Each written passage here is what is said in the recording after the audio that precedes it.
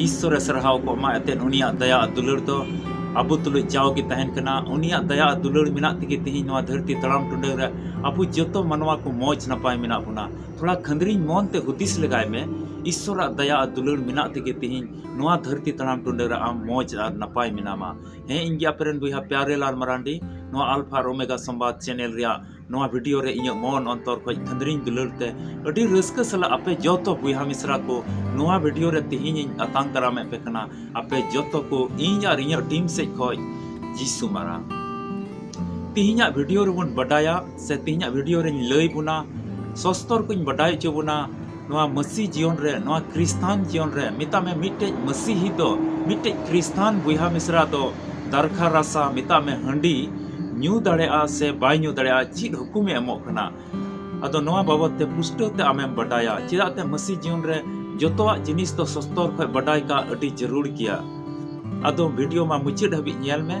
और आलम स्किपा आलम गसा परमा जेमन पुष्टो ते आमेम बडाय दड़ेया और नवा अल्फा ओमेगा संवाद चैनल बाम सब्सक्राइब का खाय मा ईश्वर कथा को दिनम दिन नाम लगे सब्सक्राइब में जेमन ईश्वर धर्म रे हर रे आमेम लाहा अदे और नवा अल्फा ओमेगा संवाद टीम खoj इᱧ बडाय चे बुना आपे जो तो सब्सक्राइबर को लगे आ जो तो बुहा मिश्रा लगे सिंह निंदा दिनम दिन लग होय जमदा जेमन ईश्वर बाबा दो आमा घरंज रे आमा जीवन रे आमा व्यक्तिगत जीवन रे आमे गड़ोआम और आमे भोराम और आमे दयावाम अदो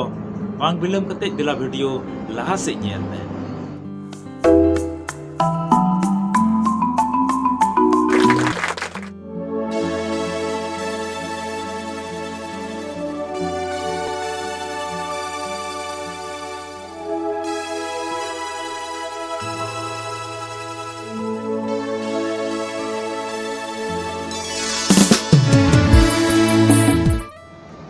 आदो तिहिन नवा धरती तड़ाम टुंडग रे नवा क्रिस्तान जीवन रे अडी आइमा तर बुहा मिश्रा को अंधाव कना अडी ढेर दुको हुतिसदा हे दरखा रसा दो न्यू जरूर कान गया हे ते दरखा रसा दो नंकाना गुण मेना हनकाना गुण मेना अपन अपिन तर्क को दोहयदा अपन अपिन विचार को दोहयदा हे दरखा रसा दो अडी जरूर कना उना दो न्यू लिखाय दो जहान गलती दो बनवा उनका आइमा तर हुदिस रे मेना कोआ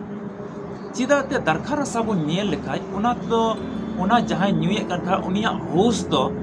मिट घड़ी लगे ओका नॉर्मल हड़मो तहन कान उना नॉर्मल हड़मो खो नॉर्मल हुदिस खो मिता में बिन न्यू रे तीन जके तहना उन जके रिया हुदिस विचार और न्यू कते रिया हुदिस विचार उनिया जुदा मिता में ओना न्यू लिखा उनिया हुदिस विचार को तो जुदा तया और हुदिस विचार और भावना चिंता को जतो चाबा कान खा उनी मनवा ऊपर ते दो उनी मनवा जीवन उनी होड़ रे दो मिद घड़ी लगे जो टेंशन को धरती रिया जो भावना चिंता को चाबा कानते मिद घड़ी लगे रस्का अइकौदा आदो नुआ की उनको तो को मेंदा अडी भागिया कना अडी मोजा कना मेनका असल रे नवा बाबत रे बाइबल ची मेंदा नवा पुस्तक ते अबो बडाय हियो तमना आदो बाइबल रे मिठे नोंकाय मेने कान गया जेकि उना न्यू लिखाय दो रस्का हिजु कना उना कली बुन नेला से उना कली न्याम कतेñ पढ़ाव अंजम बुना न्याम अबुन सिरिंग को पुथी 104 हटिंग सिरिंग को पुथी 104 हटिंग पढ़ावते तो 15 कली ओंडे नुंका ऑल कना नोंडे मेंदा और दरखा रसा ओने उना मानवा मोने रस्क उचुए और सुनुम मेद हा झुड़ू झुड़ू उचु लगे और जोमा मानवा मोने टांटावे तकु लगे मेंदाय जहां मनवा ओना दरखा रसा न्यूए कान खा से अपनारे कान खा मी घड़ी लगे चिंता भावना दो जतो चाबा कानते चिदाते होश उनी हुदिस को उनी भितरी खoj होश उनी भितरी खoj दिसरिया दाड़ी को जतो चाबा कना ओना येते मी घड़ी अडी रस्का इकावे कान खा चिदाते नवा धरती तड़ाम टुंडे रे जहां मनवा रे भावना चिंता आ जहाना जिनिस बाबत रे मी रकम को हुदिस जंग कना जतो बुहा मिश्रा ती नवा धरती तड़ाम टुंडे रे आयमा रकम चिंता मेना तकोआ आदो ओना हुदिस और चिंता को अचोगोग कना उन जगह आदो मिद घड़ी लगे रस्का इकौदा आरे मेंदा सुनुम दो मेदहा झुड़ू झुड़ू से बहुत झुड़ू झुड़ू अजो लेखाय सरीगी ओना बहुत का राटा पटा को कना से मेदहा रोहड़ को कना ओना दो झुड़ू झुड़ू लेखाय सरीगी मेदहा पुष्टो नेलोआ से उब हो अजो आखाय उब हेंदे गे नेलोआ ओना लगित कना ओना सुनुम दो और मेंदा जोमा हो मनवा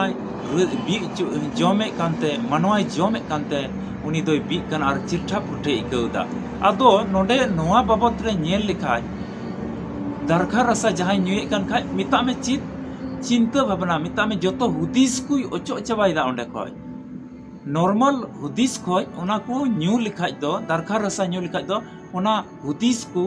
आदोग कना हुदिस रे दाड़ी शक्ति चाबा कना और उनका लेकाते ओना दाड़ी शक्ति चाबा लेन खाय दो मी घड़ी लगे रस्के इकौदा मेनखान नुआ और हो ईश्वर सरहाव रे मन बाय एम दाड़ेमा दरखा रसा न्यू लिखाय दो ईश्वर सरहाव रे मन बाय एम दाड़ेमा ईश्वर गुण मनाव डबो जोहार रिया ओक्ते और समय बाम दिसया आ ची रोड हुआ एटा बुहा मिसरा कुठै ओना बाबत रे आम दो बाम दिसया नुंका लेकाते होश और विचार को आमा दो आ चबा तमा आदो आम दो बड़ी से एम चला आदो एके नोआ रे भरसा लेनखा नुंका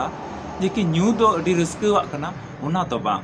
तीन सोस्तर ची एमेंदा पुष्टते ओना दरखा रसा बाबत रे दिला न्यामाबुन इफिसी को लगे पौल अपोस्तल चिट्ठी 5 हटिंग पढ़ाते तो 18 कली ओंडे नुंकाय मेंदा दरखा रसा ते दो आलू पे न्यू बुलुआ ओने ओकाटा बीन संबड़ाव मिना बीच कोम जीवते पेरेजो पे मेंदा दरखा रसा ते दो आलू पे न्यू बुलुआ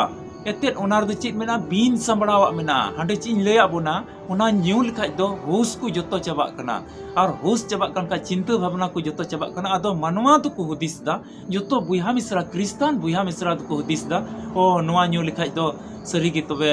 अडी भागे रस्क इके कना बांग होश से चाबायदा ईश्वर सरहाव रिया होश ईश्वर गुण मनाव डबो जोहार रिया आमा अरी आमा गुण और चली चलन को बांग तहन तमा आम बाम गुण मनाव डबो जोहार दाड़ेया नुंका लेकाते ईश्वर को आमेम संगिñoa मेंदा आलू पे न्यू बुलुआ दरखा रसा ते दो बीज को उना रे दो चित मेना बीन संबड़ावा मेना बाम संबड़ा आम जहां दरखा रसा न्यूय कान खाय रोड को जुद कान तया एटा एटा गे बड़ी बड़ी रोड़ा दरखा रसा जहां न्यू लिखाय लटू कटी हड़ बाय नेल ठिकिया दरखा रसा कोई न्यूय कान उनी दो जहां अडी रोड़े का टी जुरे रोड़ा बड़ी बड़ी रोड़ा दरखा रसा जहां न्यूय कान खाय उनी दो उकारे मिनया ओना होश हो बांग तहन तया दरखा रसा जहां न्यूय कान उनी दो चिगरी रोड़ा आ दरखा रसा जहां न्यूय कान उनी दो मनवा को अडी जस्ती बढ़ती न्यू लिखाय बाय नेल ठीक कोआ और नुंका लेकाते उनिया नॉर्मल हड़मो खोज नॉर्मल तहन खोज उनिया चली चलन दो जुदा गे नेलोगआ और ईश्वर खोज उनी संगिñoa आ मी घड़ीते हुई दाड़े झगड़ा लड़ाई तपामोआ आ लड़ाई तपाम लेका झगड़ा होयो उनकिन तलारे आ उनका लेकाते ओना दो बड़िया होयो शैतान दो ओंडे राजोआ तबे नोंडे बुन बडायदा मेंदा इस मुचे लतार से ची मिताबन कना बीज कम जीवते पेरेजो पे मेंदा नोआ दरखा रसा ते दो आलू पे न्यू बुलुआ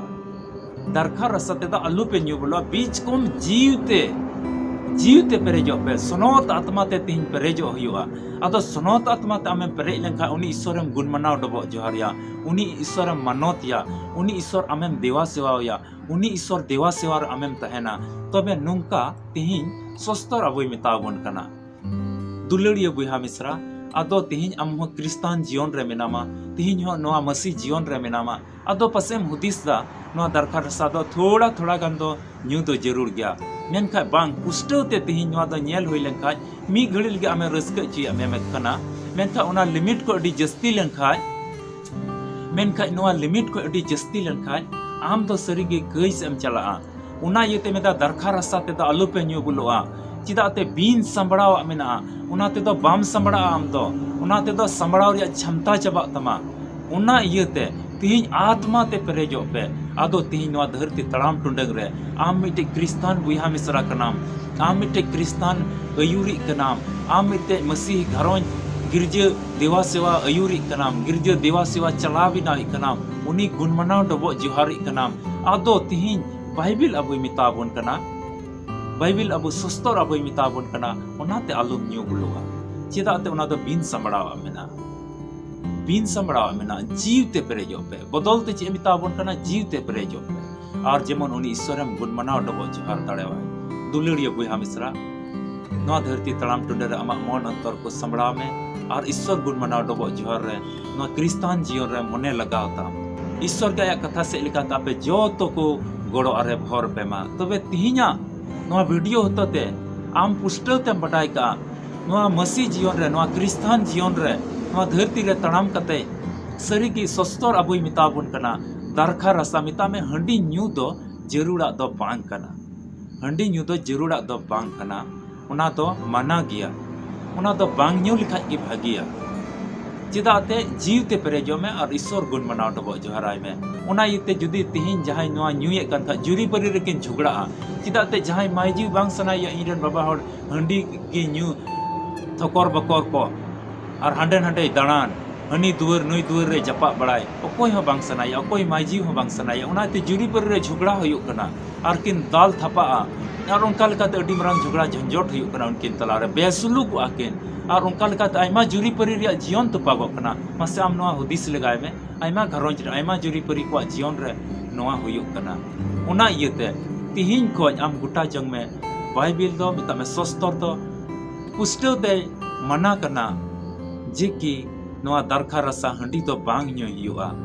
जीवते पेरेज कते तिहिन घरोंज रन जोतो हड़ मिलो कते ईश्वर सेवा हियो अदो नोआ बाबत रे आम पुष्टो ते तिहिन आमेम बडाय किदा अदो नोआ अल्फा और ओमेगा संवाद चैनल ईश्वर नोआ होते ते जुदी ईश्वर कथा आरो दिनम दिन बडाय सनाय मिखाय मा सब्सक्राइब का में आ जमन ईश्वर धर्म रे हर आम दिनम दिनम लहा आनो अल्फा और ओमेगा संवाद टीम को आले जोतो को सीन निंद आपे जोतो बुया मिश्रा लगे नोआ दिसम आ धरती रे तिना क्रिस्तान बुया मिश्रा मिना को जहां दुख आ तकलीफ रे मिना को आकुआ नेहर से लिकाते नोआ चैनल रे कोई को संपर्क का उनको लगे दिनम दिन ले कोई जोंगता जेमन ईश्वर दो उनको और उनको रेन गिदरे उनको घरों सुध जोतोय अयुर को और आया दया लता रे दो को आदो नोआ दिस कते जुदी आम हो जरूरा मेना खाय तबे नोआ चोट रे नंबर रकाब कान नोआ रे आमेम संपर्क दाड़ेया आम लिके हो दिनम दिन ले कोई जोंगा आदो वीडियो दो नोडे गी मुचेद एतबोना ᱧᱟᱯᱟᱢᱟᱵᱚᱱ आर मिटे ईश्वर कथा वीडियो रे जेमन ओनाते आम भोर आ सहई और आमा घरोंज रे दया जेमन जाओगे तहन अदो मा जतो को रस्का सुलूक ते तहन पे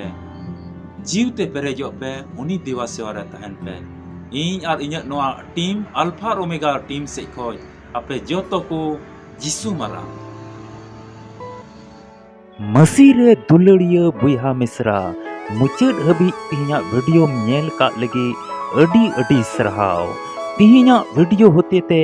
ईश्वर ची गालमराव का आम तुलुज मा कमेंट बॉक्स रे ऑल में और लाइक में और गाती पीड़ा कुठे शेयर में और बाम सब्सक्राइब का